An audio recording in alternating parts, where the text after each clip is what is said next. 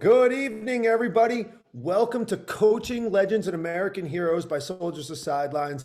Tonight is going to be action-packed. I'm so glad everybody's here and put it in the chat. Who knows who sings that song and what's the title?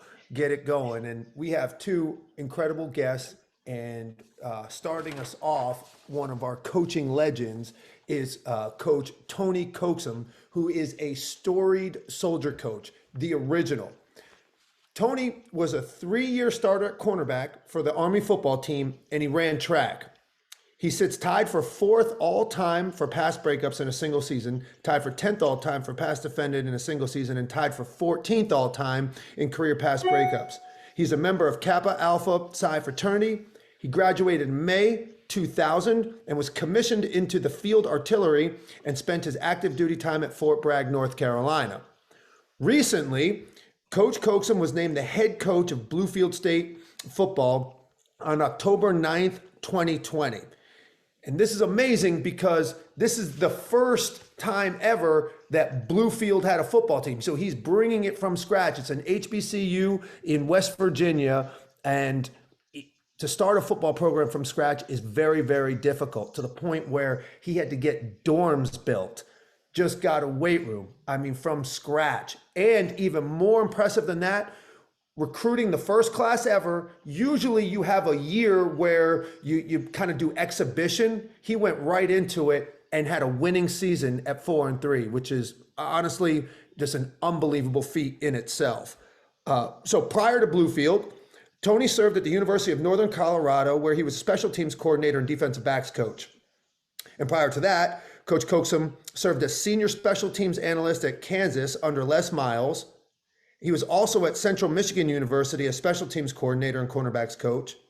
He was also a Super Bowl winner with the Denver Broncos as assistant special teams coordinator. And he served at the same role with the Baltimore Ravens in 2014. So he also coached at Army West Point. He coached the linebackers and corners from 2007 to 2014. Coach Coaxum participated in the NFL's Bill Walsh Minority Fellowship Program with the New York Giants and the Tampa Bay Buccaneers. So what I'm so impressed about, aside from his success in Bluefield, is his passion for leadership and mentoring. And he published this book right here, The Leadership Playbook, Leadership Guide from a Former Army Officer and Super Bowl Champion. Okay. Currently, you can buy this on Amazon. Clearly, I did. I love it, and I'm very grateful that you signed it for me, Coach Coaxum. This is amazing. And Coach is a native to Charleston, South Carolina, and he chose a song, Put On For My City. So we were representing Charleston, South Carolina, where he's from, but more importantly, where he lives now and his Bluefield State College family. So please, everybody, welcome Coach Tony Coaxum.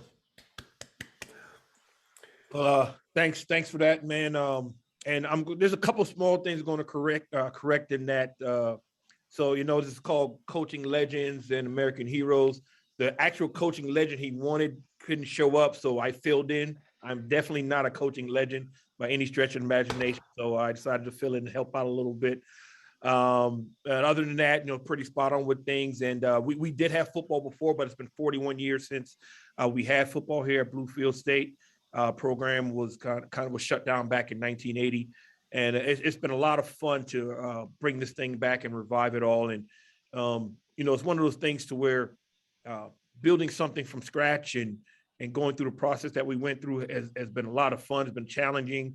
It's been everything. The kind of analogy I use a lot of times, it's like you're becoming a parent and you're so excited that you're going to be a father and then baby's here, and now it's time to take the baby out the hospital. And you're like, oh, please don't let me kill this baby, and cool things go on, and baby rolls over and crawls or starts to take a couple words or steps, and you're excited about that. And then the next day, you're like, doggone it, I left the baby on the hood of the car.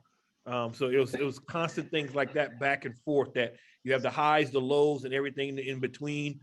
But throughout this whole process, it's been like the stock market, man. It's up highs and lows, but the trending has always been up.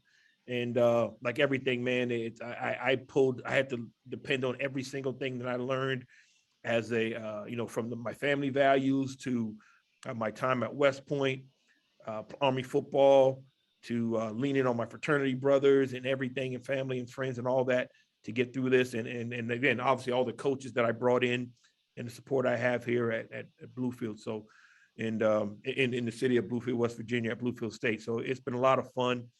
And Harrison, thank you for having me here to do this.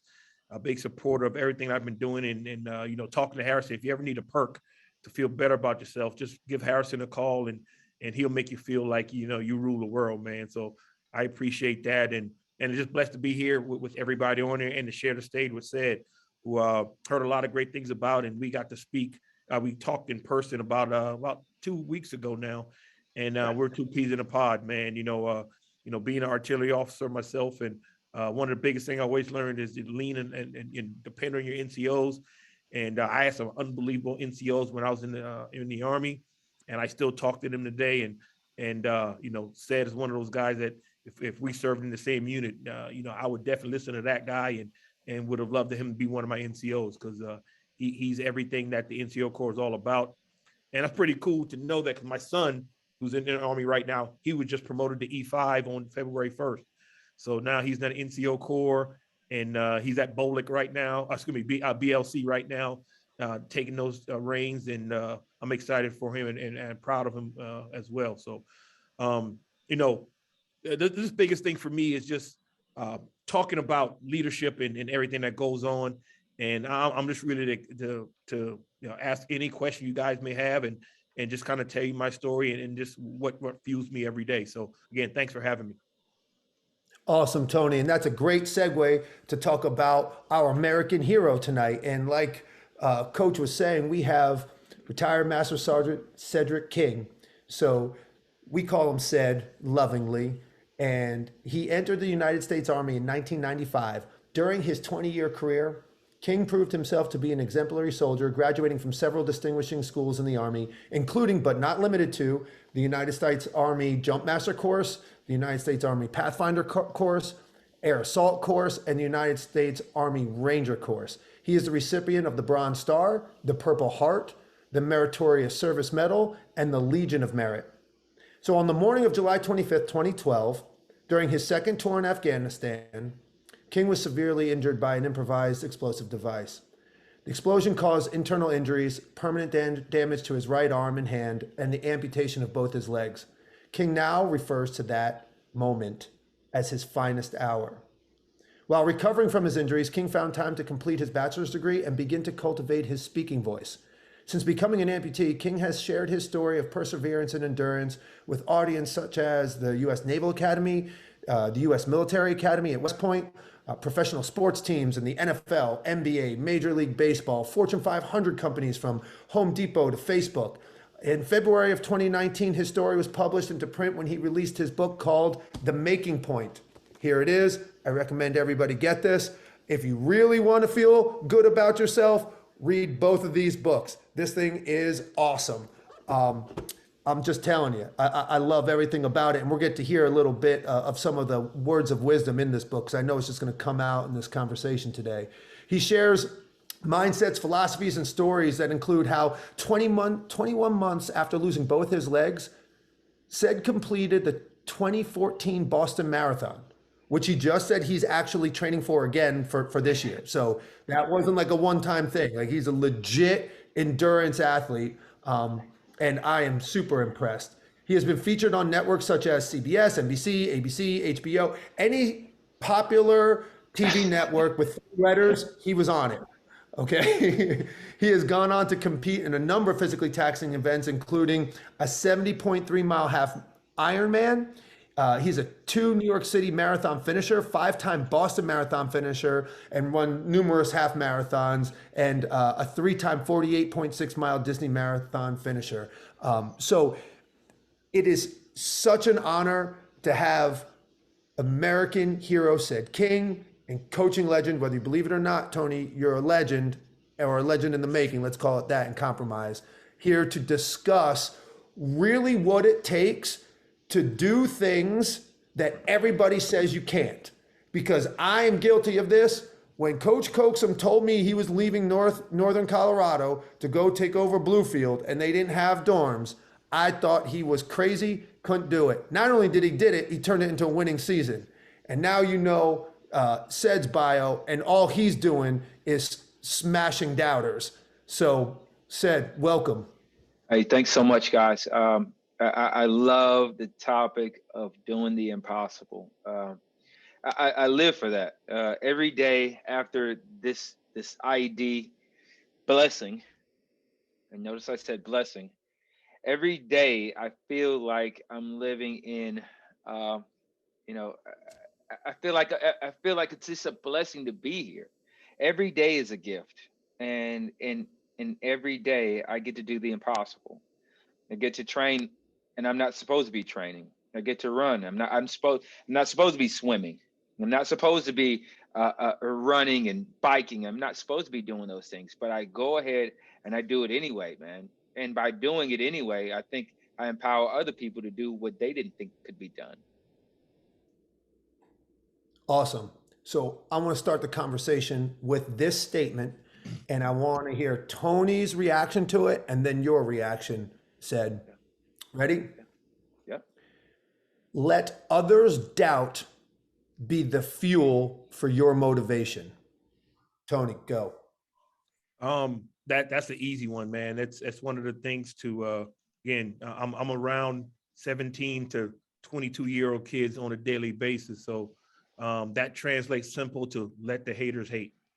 You know, it's one of the things to where in the words of the comedic genius Cat Williams, you know, if you don't have five haters by Saturday, you're not trying. You know, you're not working hard enough. You want to get more. Because again, people that doubt you and the haters out there, they don't do that to people that aren't doing anything. You know, if you're not being successful, if you're not achieving things, people don't pay you any mind. They just let you kind of do what you know, go on to keep doing what you're doing. But if you're being successful, if you're doing things that people are paying attention to, you're changing lives, you're impacting people, and people are talking about it and trying to bring that down, then good. I want you to keep doing that. And again, that's just kind of how I always done things. You know, and it hadn't just been with this, you know, growing up in Charlotte, South Carolina, when, you know, West Point came about and, you know, wanted to go through it and didn't play football in high school. I was a track guy and a basketball player, and track was my number one sport in high school. And I know I was getting into West Point, say, you know, I want to try playing football again. Hadn't played since I was a little kid. And people were like, do you really think you can make it up there at West Point? And so that fueled me.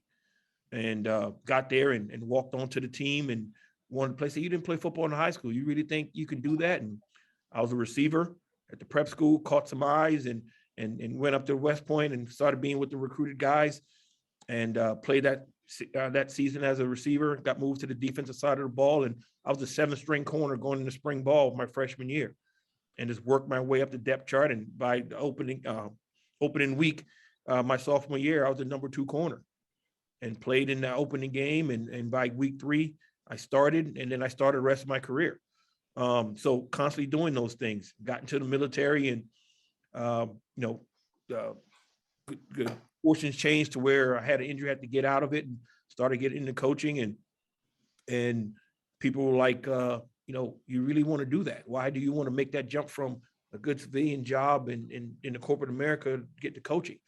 Take that leap. I did it because, you know, people told me I couldn't do it. And same thing, when chance to go to the NFL came about, wanted to make that push. So it's always something that, you know, trying to prove people wrong. I'm stubborn that way. That's from my upbringing. Started with my mom and just my family in general, and just having the belief in the things that you want to do, trying to get it done. And then West Point had a big part in that, because going through West Point and everything that they teach you, it makes you fearless to some extent.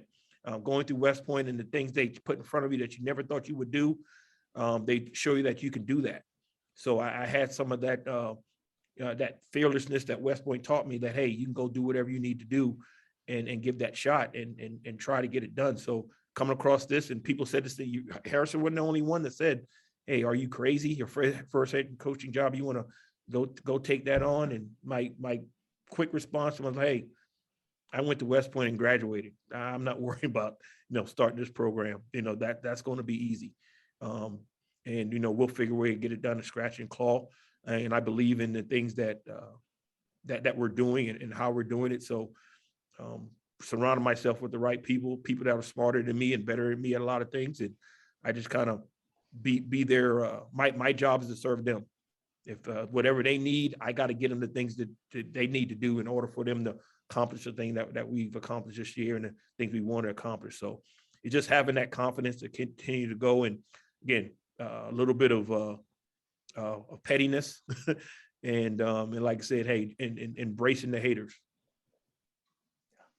Well, Tony, it's amazing.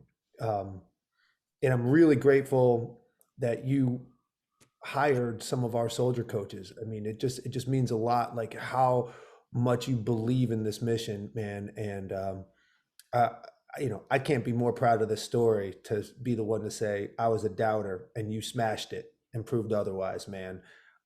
So I want to throw that back now to Ced. I'm going to repeat the phrase and get Coach King's reaction here.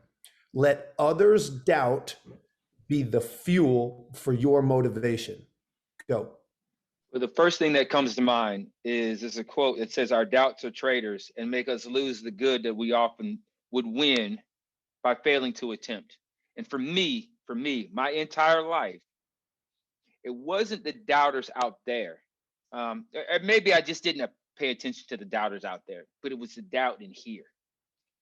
The doubt in here was so loud throughout my life. And it came down to me controlling the doubt in here. Once I could control the doubter in here, everything out there didn't have a chance, man. Whether it was going to Ranger School, whether it was going to, trying to, be the EIB, or whether it was, going to, it was always, hey, man, do I have what that dude has? Can I muster up the moment that it takes to overcome the doubt in here right at the right time? And man, once I learned to overcome the doubt in here, man, everything else just was like, whether it was running a marathon, whether it was running a 5K, whether it was losing my legs and coming back, it was always overcoming the doubt in here. I can tell you the moment that it happened for me. I'm laying down in the hospital and I'm watching at the time, if you've ever been around and an Olympics happens, a summer Olympics at that, but if it happens overseas, you got to watch the Olympics at night or early in the morning. You got to catch it at odd hours. And around that time, the doctors are coming in to do their, rounds, they're coming around. And at 5 o'clock in the morning, they cut on every light in the whole hospital room. Right when I'm trying to get the best sleep. And when he cuts on the lights, the TV comes on. And as I'm watching, I'm, waking up, I think I'm going crazy, but I'm watching a guy on running blades run around this track in London. And I'm like, oh, that's what I'm going to do. That's what I'm going to do.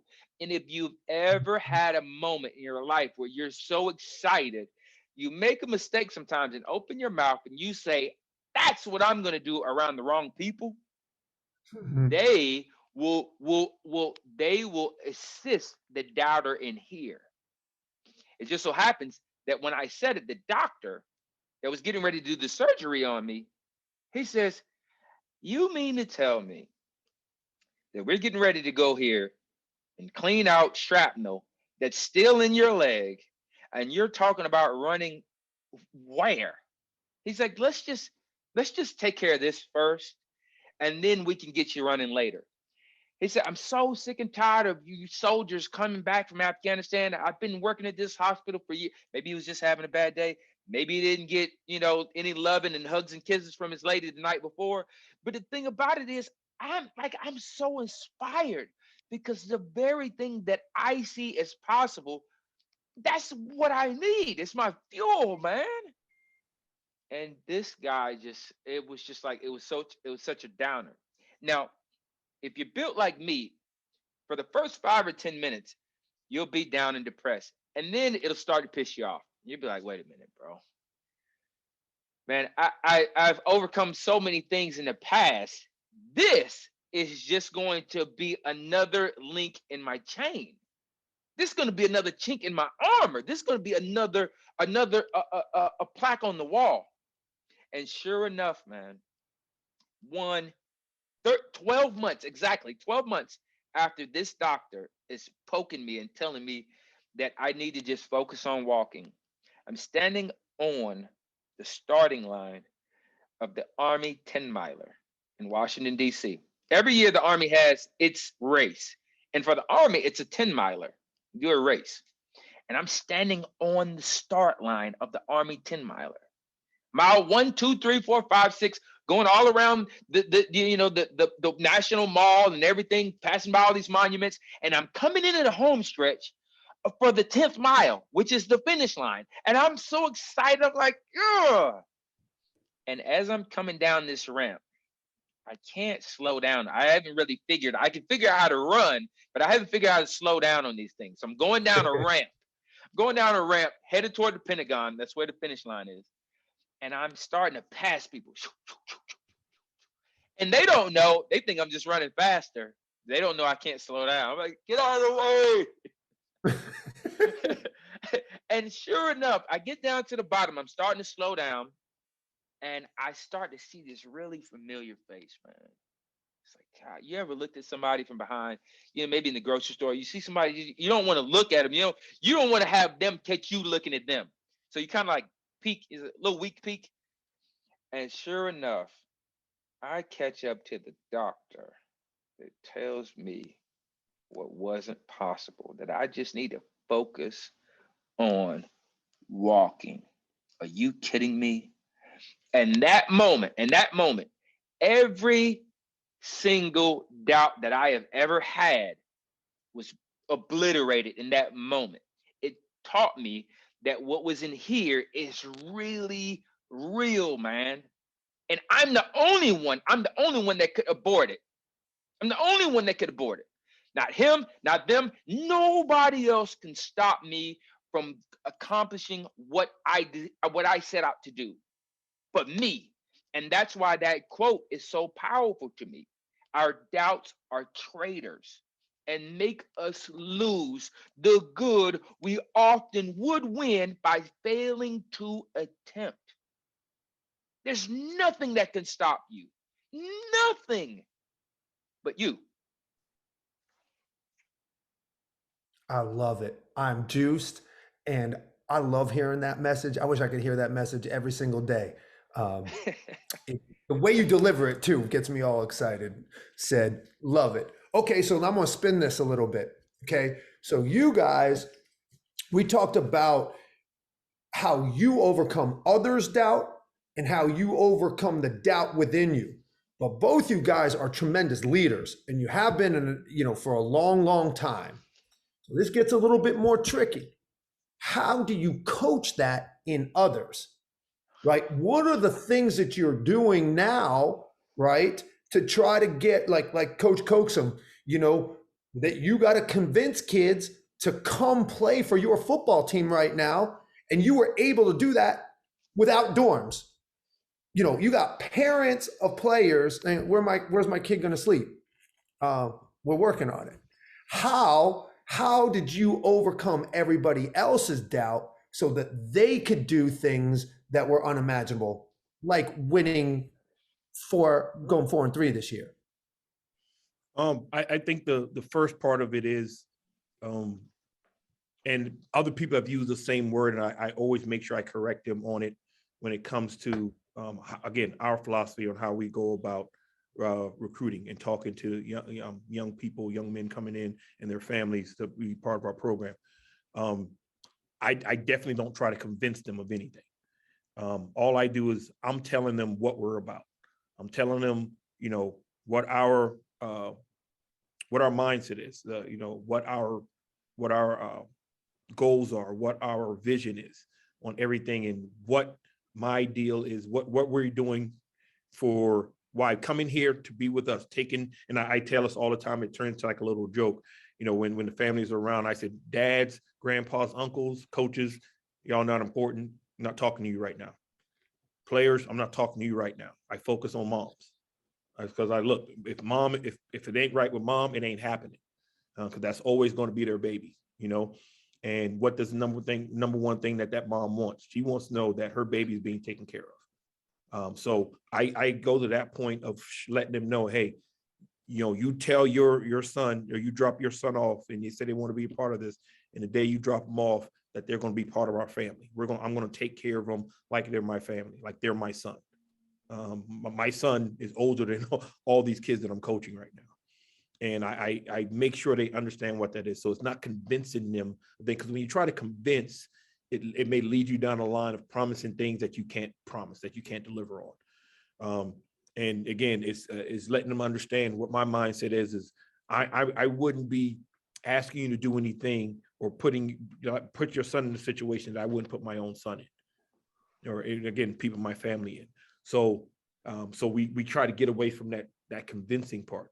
But again, it's just focusing on the vision of what we are and what we're doing, and who I am as a person, and things that are important to me, and letting them understand that my goal is to get your young man to graduate, and then to be the best person they can possibly be the best husband, if that's what they choose to be, father, and leader wherever they go, whether they stay here in Bluefield for the next 30 years, or they go to Spain and live in Spain and do wherever if they end up in Budapest or wherever it is to go out and impact the world.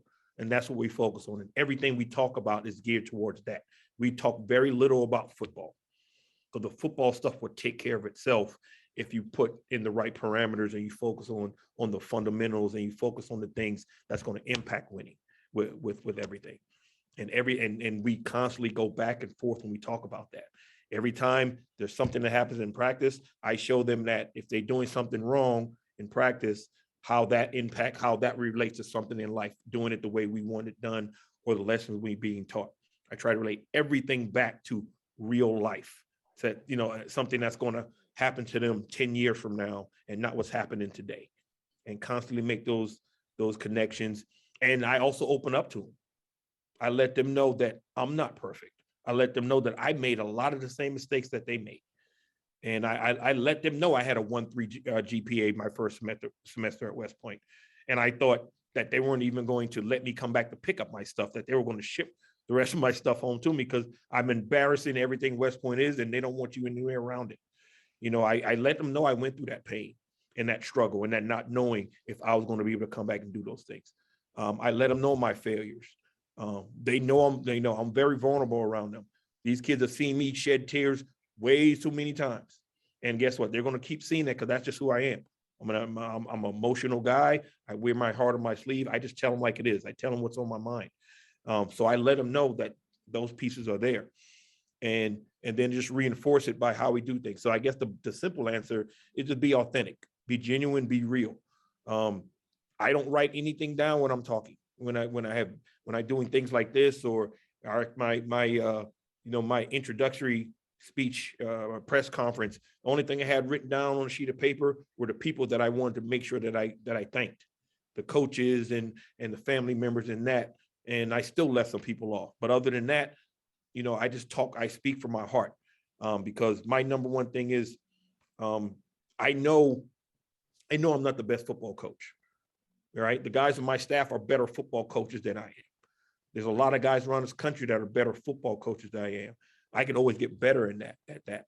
But I do know I'll go toe to toe with anyone when it comes to leadership. I don't play second fiddle to anyone when it comes to that in my mind.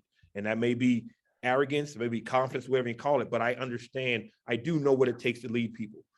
And and one of those first things is getting to know who they are. You got to know who someone is before you can really lead them and guide them, because you got to know what makes them tick. You got to know some people you can chew on. You can really get on them hard about things, because that's what it takes for them to pick up on lessons. Other people, you can't do that. So you have to learn those things. So, and I think I'm very good at doing those things. So I don't play second fiddle to anyone in my mind when it comes to leadership. And you can talk about the Nick Sabans, you can talk about the Kirby Smarts and all those guys. They can't hold a fiddle to me when it comes to leadership. That's just my mindset. You know what I mean? I got a lot the way to catch up to them when it comes to, X's and O's, and I'll try to do that. But when it comes to leadership, I can do that. And the reason why I'm so confident in that, because where I've come from, the people I've been around, and I know it's in my heart. And I know I'm going to give every single thing to everybody that's under my charge to make them successful. And I tell my players all the time, when you're doing the things you're supposed to do and you're working your butt off, striving hard, I will burn down the gates of hell if something's being done to you wrong or you're not being treated the right way. And that's literally and figuratively if I have to be. And they get that from me. And all I ever ask them is give me everything they have, and I have their back, because that's what I would do with my family. And I just try to reinforce that every day, because again, I know I can control that. I can focus. I can promise them that. I can't promise them that they're going to be 4-year starters. I can't promise them we're going to win championships every year. I can promise them the effort that I'm going to put in to make sure they get the goals that we set out for them, as in, like I said, graduating and being the best people, because I have full control over that. And that's why I'm so confident in when it comes to dealing with that. Awesome, Tony. So in all that, I heard some really great nuggets there. I heard initially it's just do what you set out to do. Like you don't convince anybody of anything. I love that, because it puts your back into a corner sometimes, because you wind up over promising and under delivering. So just do what you said you were going to do and don't try to convince.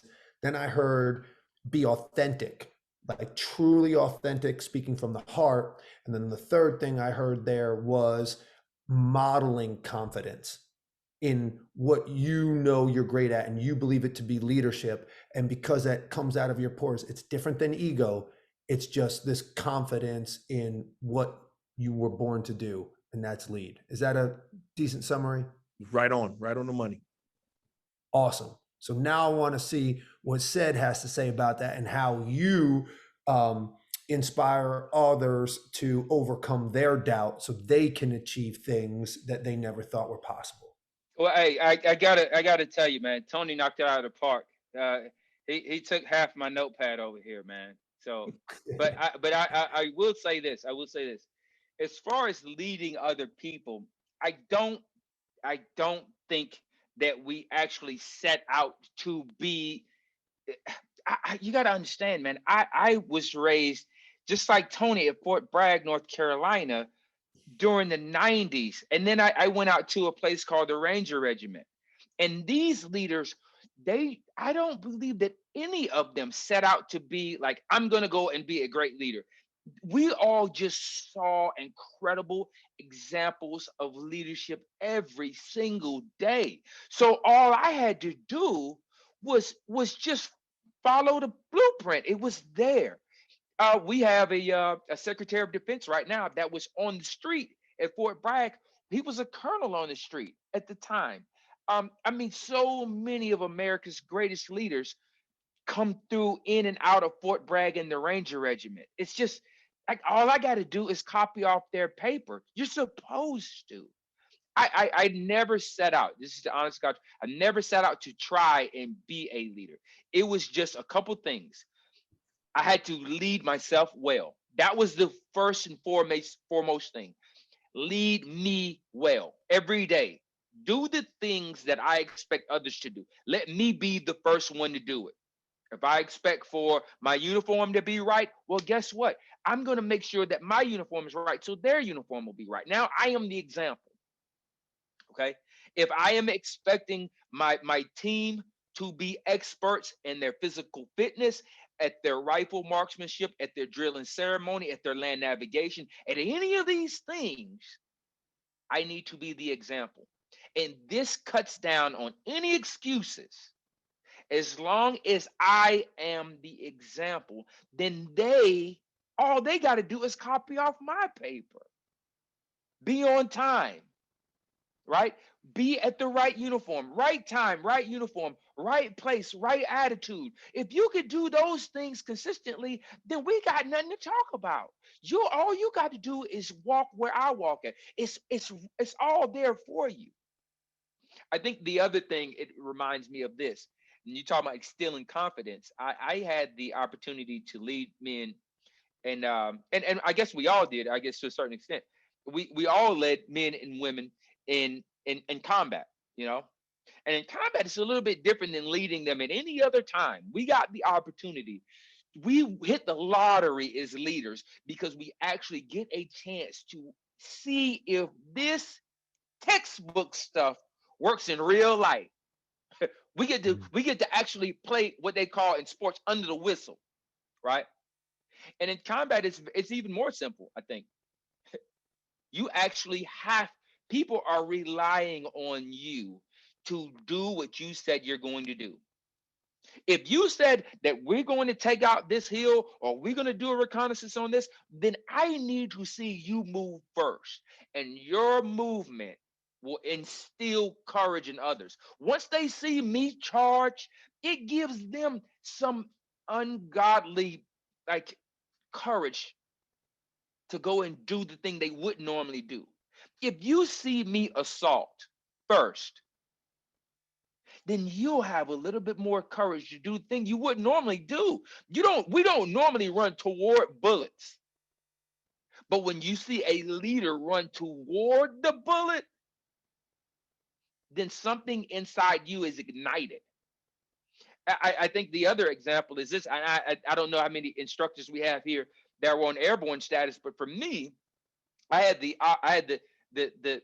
just the Army sent me down to the schoolhouse and told me that I was going to be an airborne instructor and nothing else I didn't want to do. I did not want to go and teach dudes and girls to jump out of helicopters and airplanes. It's like, no, I'll inspect it, but I don't want to go and teach it.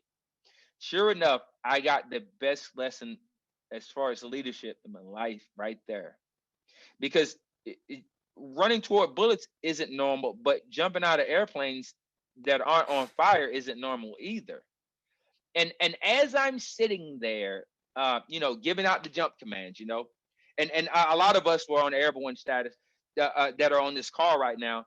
But when the jump master stands up and gives you those 10 minutes, you start knowing that it's about to go down. It's about to go down. You are about to exit an airplane with a parachute on your back, and your life is now in the hands of your equipment and your training and the person that's trained you. And when you see that person in front of you that was right here, right beside you, go out of that door, it's not normal. It's not normal to see. But the person who is leading that 10 minutes, that jump master, his confidence, his knowledge, his expertise, his charisma, all of this gives you the confidence to do something that it's not normal. And leaders, if you're on this call right now, you have to understand, you actually have the ability inside you to make people do the things that they are too afraid to do on their own. You have it inside you to make people do things that they are afraid to do. It's not making them, it's making them want to do what they are afraid to do.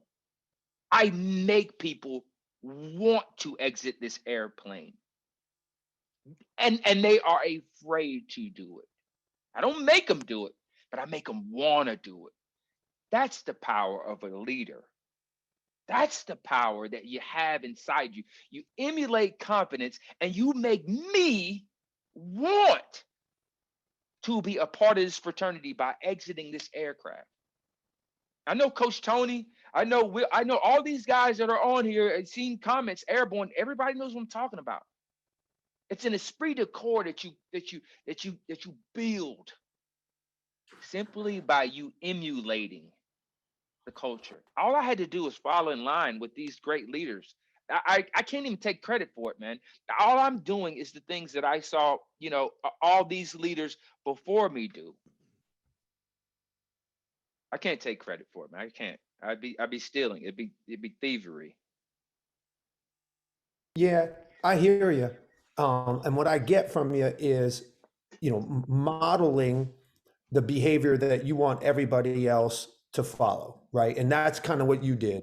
And, but I also heard you say you were taking, that Tony was talking about authenticity, right? And that was one of the things that you wanted to say.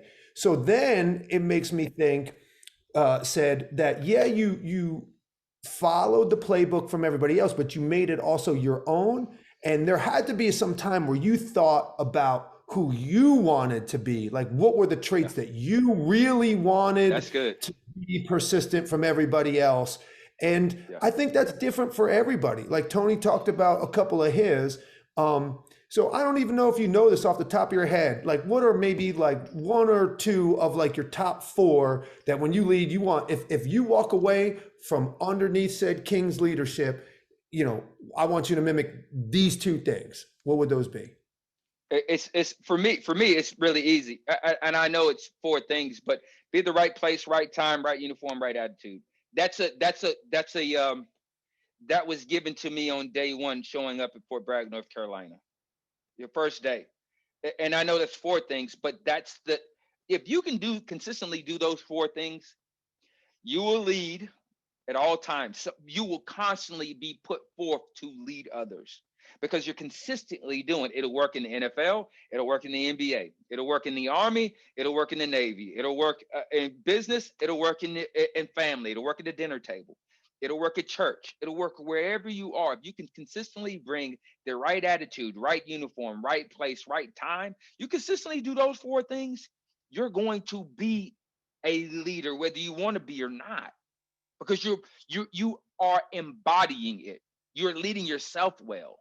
And if you can lead yourself well doing those four things, you're going to be somebody's leader, whether you want to be or not. It's just how things work. Hey, and purchase the Harrison, Unity PT shirt. Hey Harris, I want to add one thing. It's a simple thing that kind of they show exactly what a leader does. It's a simple little exercise we'll do. We'll do it for like 5 seconds. So everybody right now, if you can, just stick your arms out as far as you can. Next exercise, stick your arms out as far as you can. Everybody do that as far as you can. All right. Everybody got them as far as you can. Now stretch them out a little bit more. Everyone seemed to found that little bit more, right? I initially said stretch as far as you can. But when I said a little bit more, everybody found a little extra inch, half inch or whatever. That's what a leader does. He finds a way. You think you've given everything you're doing, and that person, and you truly believe in that person, and they're going to ask you for a little bit more, and you're going to find to get that little bit more of them. That's what, and that goes back what you said earlier, about getting you to do something that you didn't think you could do, or something that you didn't know that you had in you. You're afraid to do. You're afraid to do it. Yes, I'm afraid to jump out of this airplane. Yep, that's what a leader does. Makes you find that little extra thing that you thought wasn't there.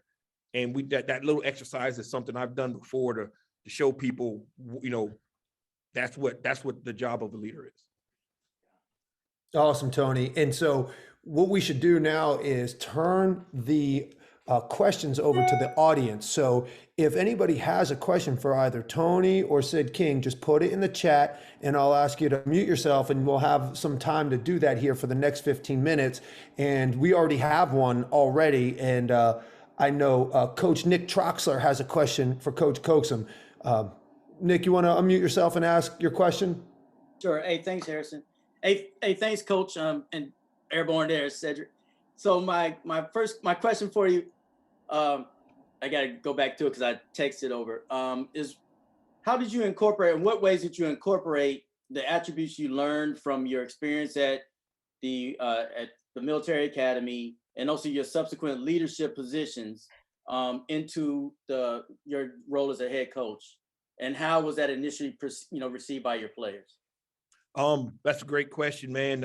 It's the one big thing, you call me biased, whatever it is, but I think there's not a better, not only just educational institution on the planet than West Point, but just the leadership. You know what I mean? It shapes so much. And you combine this game of football, I know for me, and again, I may be biased, I think it's one of the most things that parallel life in everything that you do. You know, this game of football, no matter how great you are as an individual player, you can't do anything without the team around you. You know, Tom Brady is considered the GOAT, 7 Super Bowl championships. And I've been fortunate enough to have to go against him a couple of times in games. And we lost a couple, but we won a couple too. And he was nothing. He was when we hit him and he got him off his spot and got him on the ground and around him. He wasn't the same guy. And he'll be the first to tell you, he wouldn't have won any of those Super Bowls without his teammates and the guys around him doing the things with him. And that's what life is. People will tell you how great you are, but you're going to have to lean on someone else. So that was one thing, the humbling that happens at West Point. We all come in with whether we have great academic accolades or physical accolades, and now we're surrounded by a bunch of other people who are just as good as us, if not better. And then West Point finds that crack in your armor and breaks you down and then builds you back up. So all those tools help. And I'm the same guy as a head football coach as I was as assistant coach, as I was a supervisor when I was at a diaper plant down in Macon, Georgia, and as a warehouse supervisor in McDonough, Georgia. My leadership, the way I lead has not changed. So the guys that have seen me practice or seen me on sidelines a game, that same dude yelling and screaming, and I was the same guy in our warehouse running up and down my training pant lines and tell them, let's go, let's pick it up. We got numbers to reach. I'm that same guy. Because leadership, it doesn't matter. You know, the same thing that motivates a soldier, it can motivate someone that's never served the military, that's in that warehouse or in that plant. Again, it comes back to West Point taught me how to get to understand people. And again, it all comes down to what makes that individual tick. There are 27 people on this right now. All right. If I was in charge in the leadership position, all 27 of you, my first thing would be able to figure out what makes each of you tick. And out of these 27 people, there may be 5 different leadership or 5 different things that make a group of people tick. So I have to understand that. And that's brought from, spending time talking to them, getting to know where they're from, sometimes just seeing them, how they interact in certain environments. And I talked about some of that in my book, of just trying to figure out, when you're around and seeing in their natural habitat, so to speak, who are the quiet ones, who are kind of the leaders of the group already and more vocal, who are the class clowns or the jokesters. You learn all those different personalities, and now that helps you to understand how to interact with those people. And then you have to use that when you have to discipline them or when you have to congratulate them. You know what I mean? Whatever it is, you have to use all those tools. And then it comes always to me. It always comes back to being yourself, being genuine, being who you are. Said earlier, he was surrounded by great leaders when he was in the Ranger Battalion. But I guarantee you, even though they were all great leaders, they did it in a different way. You had some that were very vocal and loud. You had some that didn't have to say a word. All right. You have to figure out who you are. Again, another chapter in my book, I call it "Don't Be Like Mike." You know what I mean? It talks about how, you can take traits from a lot of different people without trying to emulate that person, not try to replicate that person. And one of the examples I used in it is being in NFL, having to learn from John Harbaugh down in Baltimore, and then Gary Kubiak in Denver, both phenomenal leaders. And both can do the same thing and accomplish and lead teams to win Super Bowls, but they're completely different personalities. Coach Harbs is a little bit more outgoing. He kind of moves around a little bit and spends time with different guys. And Koob is more kind of even keeled and just laid back and chill. I lean more toward Harbaugh in my personality, my normal personality. I'm more upbeat and more just kind of explosive and expressive. I took a lot from Coach Koob, but if I tried to lead like he led and be kind of even keeled and low key, my head would explode. And it'd be just opposite for him. If he tried to be the personality I am, he wouldn't be effective because you wouldn't get your point across. But the other part is, if you're not authentic in that, the truth will come out, because it's exhausting to try to be someone you're not. And the second that you aren't, that's when the people you're in charge of, they're going to pick up on it like that. And players are that way more than, and I know soldiers are like that. As soon as, you're trying to be someone that you're not, and they see this all the time, and when you slip up because your mind slips or it gets exhausting and you show your real self, that person's fake and you're done. So I never try to act like anyone. I never try to be anyone else. I'm going to be me all the time.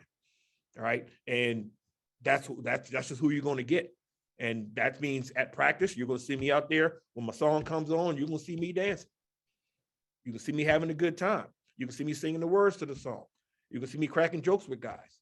When it's time to tighten the screws down, you're going to see me yell and scream. Sometimes I use words I probably shouldn't, but hey, it gets the point across. But they also know I'm going to come back and tell them I care about them, and they know I love them. And that's the key part. One of my famous, or not famous, but my favorite quotes is from the great Eddie Robinson. He said, "You cannot coach someone until they know you love them." And all my players know I love them. It goes back to the family part of them. I can chew their butt. I can be hard on them. I can get on them, but they're also going to know later that practice or later that day, they're going to get a text from me, a call from me. And I'm like, you understand what went on? Are we good? I love you, right? They hear it on a daily basis. And when they get to that point, we're all good. And one thing that frustrates more than anything, you see it all the time. They see coaches get on guys on TV games and they say, how dare he yell at that young man like that? He's disrespecting, he's degrading him. No, he's not. Because that kid knows that that guy loves him. We don't know what type of conversation they've had. They don't know the type of bond that they have. They don't know that man may have been sitting there and held him while that guy was crying when his mother died or his grandfather died or he lost a brother to gangs back home. They don't know that. This year, there was so much stuff we went on with our team this year, and I've been around teams a long time, and there were so many guys that dealt with deaths and illnesses and COVID and guys losing little brothers and cousins and so much stuff. And we cried together as teams at a lot of times. You know what I mean? And that helped bring us together because they know when I was at my lowest point, Coach Coaxum or another coach of my staff, he was there for me. So when it's time for me to chew his butt because he did something he wasn't supposed to do, he knows that guy that's coming from a place of love as well. So those are the things that really what it comes down to. Again, being authentic, letting them know that you truly care about them, that it doesn't matter what the football part is or the production in the plan or whatever you're getting them to do, that this dude or this gal truly cares about me. And once they know that, everything else is easy. Awesome, Tony. And the other thing you said there that I really liked was, serving in the military and going through all the challenges and hardships and loss and grief and all those things are the same things that the players are going through. So, military service is a great empathy builder to connect with your players later, where, some civilians don't really get that all the time, so that's really cool. And, we're coming down to the wire here on time. And I know Coach Steinke has a question, but I'm sorry, Mike. I want to skip to Coach Hughes. No offense, but he's got a great one. I want to make sure that we get in here. So, Danny, you want to just ask your question real quick for Ced? Muted. Coach Hughes. Muted, Danny. I think you're muted, Danny.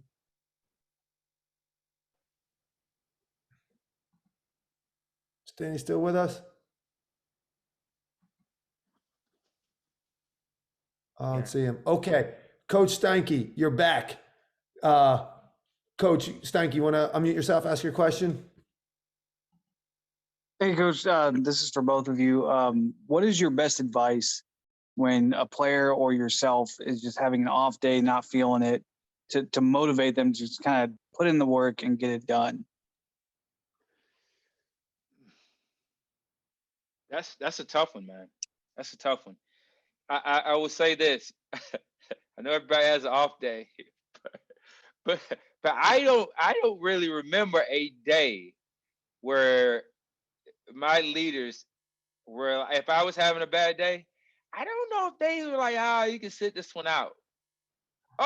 You don't have to do the 12-miler today, or no, you don't have to jump today. You having I really don't know. I'm not saying, I think the sports goes through, this thing that's called, load management, and if you're having a tough day, that's understandable. And let's just be honest, with the minutes that these professional athletes and college athletes are racking up, the body can only take but so much. But I have never been given like a day off and be like, hey, look, you don't have to go to the range today, or you don't have to. So maybe I'm the wrong guy to ask. But in my philosophy, I would say, if somebody's having a bad day, giving them time away as I think it comes across as a reward.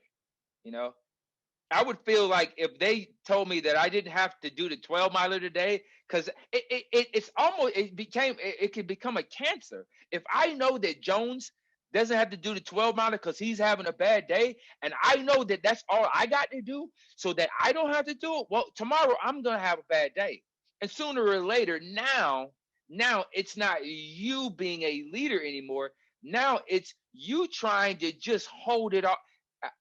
I think leaders in my life have said, hey, if you're having a bad day, I'm not going to excuse you from the job you have to do. But if you're having a bad day, I think like Coach Tony said, well, look, hey, I'll be right there with you in the bad day, but we're going to have a bad day together. I'm going to be right there with you in the fire. You're having a tough day. Mom just called you with some bad news. Hey, let's talk about, hey, I'm right there with you, on the phone with you, whatever. I'm there for you, but I'm not going to give you an inch less than everybody else is getting, because bad days come and they go. You got to be consistent. You got to be the thing that's consistent in the equation. But once again, I mean, the Army is a crazy place, and I'm probably at the craziest places in the Army for 20 years. And they didn't give a lot of time off if you're having a tough day. So I hate to sound like a hard ass, but that's what the Army that I grew up was. Rainy, cold, tired, man. Like, you're gonna cross this stream, whether you're gonna get in this water and it's gonna be freezing cold, but you're gonna get it. That's the mission. I know it sounds like a hard ass, man, but that's just what it was. Sorry. I will chime in on that as well. And it's and I have a little bit of both of that. Again, the other side of it being outside of the military and dealing with, 17, 18-year-old kids that I'm dealing with just coming from home. It's, again, depends on that situation. And I've done a little bit of both. And I got a couple kind of practical kind of examples, for in basics, he's right on. Again, got this from Coach Coop. He would say it all the time. He would say, hey, life is hard. Keep going. You know what I mean? Just keep going. You got to get through it. Someone typed in the chat, embrace the suck. We all heard that term. But one thing that I tell my specialists when it's talking about kicking, and everyone say, all you got to do is kick a ball. And I tell them about the process of how to go about it. I won't go through the whole thing for time's sake, but the bottom line, sometimes I gave them a whole military term to understand when it just don't go right, you can't figure it out. It's called FIDO. Forget it and drive on. Obviously, in military terms, we use a different term, but FIDO. But a prime example, again, I was talking about earlier, we had some of these young men being away from home for the first time and having, family members get sick with COVID, having, grandmothers die. Like one of my players, he had 2 of his younger cousins shot and killed on the same day. I couldn't tell that young man, come on to practice today. You know what I mean? That time that I gave him off, that time was that couple of hours in practice, because he found out that night before and we practiced in the morning. You know what I mean? And so that's that time off and check on him. But on the flip side, I have my own issues too. I have my own struggles. I lost a cousin of mine who was a soldier herself to COVID. And it's in the middle of a game week. And I'm sitting there and it's a it's like a Wednesday or Thursday, and the funeral was going on back home. And I couldn't leave. And my thing is, if I told anyone, hey, I had to go for the, people would have understood, and my staff would have taken care of it and coached those guys. But I couldn't leave those guys. I couldn't leave my players for that. So I literally told them before practice, I thought I was fine. I thought I was good. But during warmups, my mind's starting to think about her and my uncle and the rest of my family. And I pulled them up, like, fellas, I need y'all today. I need y'all today. And I tried to be there for you guys when you had, I said, but I need y'all today. And I broke down and cried. I said, because they're burying my cousin back home right now. And I sure as hell want to be there, but I can't because I got to be here for you. So I need y'all to get me through today. And they delivered. And I think by that one little thing, we had some stuff come up later on, and guys had their issues and struggling with things. And it came like, hey, can you get through practice? Yeah, coach, I can get through practice. You did it, I can do it. And that's how it changed. So again, Seth's not wrong with anything he just said. The world is different in that Army world, that's different. Yep. You know what I mean? You got to deal with it different. But again, these are 17 to 19, and for my kid, it was 17, 18-year-old kids who, again, losing cousins that grew up like brothers to you on the same day. You know what I mean? Or, having your little brother get shot in the street out of a stray bullet, or that grandmother who was like your mother to you. I can't tell that kid to come to practice today because that practice isn't that important. What Ced's doing in the Army, that's a little different. That's a little bit more important. But that's how you weigh it. Again, it's knowing the circumstances, and leadership isn't binary. It isn't yes or no. It isn't, in this case, yes, this is all the time. Each case is different, and you got to be able to know when to make those different calls. You treat everybody fairly. You don't treat everybody the same. And the same thing with circumstance. You don't treat every situation the same. You have to be fair on that particular situation. So those are just some examples of different things of how I employed some of the same things that Ced talked about. And again, in the environment he's absolutely right. Hey, you got to go through FIDO. No, that's good, man. And that's on, good, on my bro. end, we got to adjust it and figure it out and find ways to get through it. That's good, man. Awesome, guys. That's good. Thanks so much for that wisdom. And there's so much more in each of their books. I really encourage you, go on Amazon, get The Making Point. And then Tony's The Leadership Playbook is real short and to the point. And it's filled with a bunch of these nuggets that he's been talking about tonight. So Ced King, thank you so much for your time tonight and your wisdom. Coach Coaxum, I love seeing you. Thank you so much for sharing your wisdom as well. And you know what? You sent us off right, guys. FIDO. Let's roll. Put on for our city. Hope everyone, I get to see everybody at the next Coaching Legends and American Heroes here in March. It's going to be just as great. Good night, everyone.